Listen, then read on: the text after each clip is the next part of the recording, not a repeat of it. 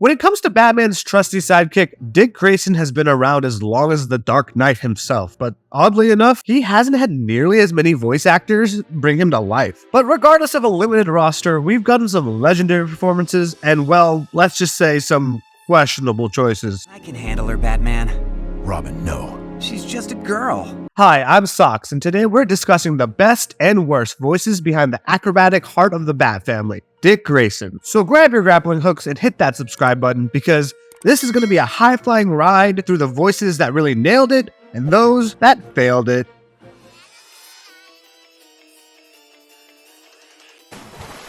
Scott Menville. Where would our animated Robin be without him? His voice took Robin from a goofy sidekick in the 60s to a bona fide leader in the 2000s, and then back to whatever Teen Titans Go is. Scott Menville didn't just stumble into the role of being Robin, he practically vaulted into it with a leap of faith, or maybe just like a really solid audition. Menville has been around the voice acting block before, but it wasn't really until Teen Titans in 2003 that his voice truly soared to iconic heights. His portrayal of Robin was nothing short of a revelation, mixing youthful ambition with just the right amount of leadership anxiety. And by the right amount, I mean a shit ton of leadership anxiety. Nonetheless, the dude was born to say, "Titans, go!" Menville's Robin is the quintessential teenage superhero leader. In Teen Titans, his voice crackles with determination. Yeah, he's the team leader, but he's still a kid, and Menville nails that with tension. You'll just have to find out the hard way. Robin's relentless drive, bordering on obsession, let's be honest, is delivered with a vocal urgency that pulls the viewer in and keeps him engaged throughout the whole story. Finally, we are no longer disgraces. We are the team I always dreamed we could be. Teen Titans Go was a far cry from the complex, character-driven storytelling Teen Titans was known for. However, Menville still somehow made Robin fun and complex. This version of Robin is neurotic, over the top, and yet entirely lovable. Even when the show goes full WTF with its randomness, Menville's manic delivery makes the chaos bearable. Dare I say, enjoyable? It's about time we met face to face. But let's not forget that Teen Titans wasn't always pizza parties and fart jokes. When the original show needed to get serious, like during Robin's intense rivalry with Slade, Menville delivered. He added depth to Robin's character with emotional weight that just surprised us. He wasn't just a sidekick, he was a fully fleshed out character with demons of his own, and Menville's voice work sold it. Call me Nightwing. When it comes to Nightwing, Menville's voice hasn't quite matured with the character, I'd say. As Robin, his slightly higher pitch works wonders for the young, eager superhero. But when Nightwing enters the picture, it's a bit disconnected. The voice doesn't quite carry the gravitas that you would expect from a more seasoned, independent hero. While his delivery is still solid, it sometimes lacks that deeper resonance that Nightwing's maturity demands. Regardless, Scott Menville's Robin is iconic for a reason. He took a character that could have been a one-dimensional sidekick and turned him into a dynamic, complex leader with a voice that fans instantly recognize. Sure, his Nightwing may not have all the vocal maturity we'd want, and Teen Titans Go isn't exactly Emmy material, but Menville's performance makes both characters in the shows unforgettable. There's a reason he's still the most casted Robin voice actor in the industry. Okay, raise your hand if you remember Neil Patrick Harris played Dick Grayson in Batman Under the Red Hood. Yeah, that's what I thought. Which is so ironic, as NPH is absolutely iconic. From the chaotic entity known as Barney Stinson to one of the most unique Spider-Man voice actors, Harris's role is a far cry from bland, but yet his performance as Nightwing was quite forgettable. I wouldn't be offended by a few suggestions. I know Nightwing's role wasn't huge in the film. After all, it's called Under the Red Hood. I assume the movie is about this guy.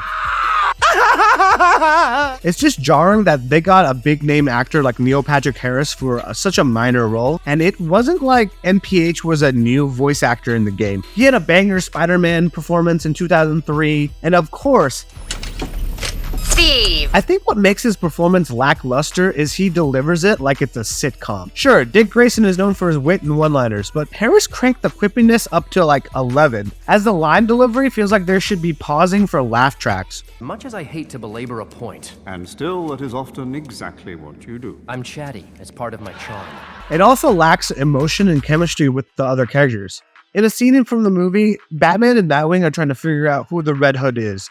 And Dick Grayson points out a key point who the vigilante could be, and Bruce thanks him for the advice, which on paper sounds like a sweet father-son moment, but in the actual film, it felt super stiff. The emotional gravitas was just not there. He did just thank me, right? Indeed, he did, sir. Weird. Look, not every voice actor needed to dramatically change their voice to have a standout performance. Patrick Warburton has been doing the same voice for years, Right. but it's still great every time. And we've heard NPH do amazing voice work before. It's just strange that his take on Dick Grayson was too similar to his own voice. Neil Patrick Harris as Dick Grayson sounds less like a vigilante suiting up for a night of crime fighting, and more like Barney Stinson suiting up to bang your mom. This performance I will not be playing laser tag with. I'm gonna date myself here, but do you guys remember Jesse McCartney? He was a mid-pop star from the early 2000s, known for having a beautiful soul and hung out with Zack and Cody. Well, it turns out he was the voice of Robin/Nightwing in the Young Justice series. Weird, right? But let's give him credit. He smoothly transitioned from serenading us to saving Gotham, giving us one of the best Dick Grayson performances of all time. Look, I'm trying to be all nonchalant here. Why? Be as chalant as you like. Young Justice producers were looking for someone who could capture Robin's youthful energy, his evolving maturity, and most importantly, his ability to sound like he's about to drop a clever one-liner in the middle of a fight. And to everyone's surprise, Jesse McCartney swooped in and nailed the role, delivering a mix of teen angst, heroic determination, and just enough wit to keep things interesting. I'm a little overwhelmed. You're overwhelmed. Freeze was underwhelmed. Why isn't anyone ever just whelmed? McCartney brings a genuine lightheartedness to Dick Grayson, especially in his early days as Robin. The voice feels vibrant, giving Robin that perfect kid-in-the-cape vibe without sounding too cartoonish. McCartney also manages to avoid sounding too squeaky or immature, which was a real danger considering this is the kid sidekick to one of the most broodiest superheroes in history. Batman, please! Tell me you're not sending us on this joke of a wild ape chase. I never joke about the mission. As Dick grows and dons the Nightwing persona, McCartney's voice matures beautifully with the character. He keeps that smooth confidence, but with a more grounded, slightly deeper tone. Kind of like when your friend hits college and suddenly thinks they're wiser. Let's just say that after running this team for a year, I'm peckish for a little action. McCartney's performance nails the emotional stakes, especially when Dick grapples with the leadership struggle and the weight of responsibility. He conveys that internal conflict really well, like when you can tell someone's tired of babysitting but they just can't walk out. His portrayal in Young Justice gets especially interesting when you hear the frustration mixed with the determination, showing how much he respects the legacy he's carrying. There's no right answer for that, is there? So, Nightwing out. Overall, Jesse McCartney successfully juggled the evolution of Dick Grayson with charm, humor, and heart. Sure, he may not have nailed every dark, gritty moment, but hey, who says Nightwing can't have a little pop star flair? To all my Overwatch fans, you probably recognize Keith Silverstein as Torbjorn, but to DC fans, he's known as one of the creepiest sounding Robins. I can handle her, Batman.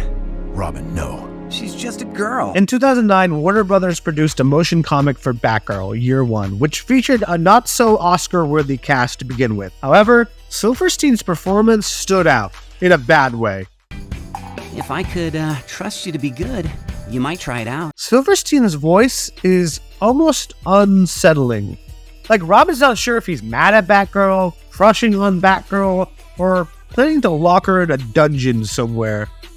Every time Robin talks to her, you can practically hear the weird vibe alarm going off in the background. It's flat, it's almost emotionless, and when there is emotion, it's the wrong kind. But we'll be seeing her again. I hope so. Silverstein's overall voice acting lacks the dynamic range that Dick Grayson needs. Robin's supposed to be cheeky, a little bit cocky, but also full of heart. Instead, we get this robotic flatness, which even makes his insults to Batgirl sound worse than Bizarro reciting Shakespeare. Just like Dick Grayson was the first Robin to Batman, Lauren Lester was the first Robin to me. With a fun and charismatic performance that would bring a bit of lightheartedness to the grim city of Gotham. It's been 4 hours. You still think they'll show? Lucky for me, you're such a good conversationalist. Quick fun fact, Lester originally auditioned for The Dark Knight, but he couldn't hit that dark, brooding tone that they were looking for. But casting director Andrea Romano, being the genius she is, realized that his youthful energy was a perfect match for the boy wonder. When Lauren Lester voices Robin, you really feel that youthful zest. There's this perfect balance between "I've got this, Batman" and "but wait, do I actually?" His voice adds a dynamic range that makes Robin both capable and relatable. Isn't it past your bedtime, boy? Let's just see who's going sleepy by in the next couple of minutes, huh? One thing I really love about B-Task Robin was that he was an older adaptation of Dick Grayson. No child endangerment here, officer. This allowed Lester to do something magical. He seemingly grew up with the voice. As Robin matured into Nightwing, Lauren added a grittier, more assured tone without losing that inner light. This helped sell Nightwing as his own man, no longer just Batman's shadow, but a hero in his own right. It's not easy to go from sidekick to star, but Lester pulled it off like it was a trapeze act. This gave his performance depth. Whether Robin was squabbling with Batman or confronting his darker moments, Lester's delivery packed a punch. He could go from the lighthearted quips to genuine heartfelt moments, making Dick Grayson a multi-dimensional character. I thought we had the same goals. Things change. I changed. The game's over, Batman. I quit. Robin, wait.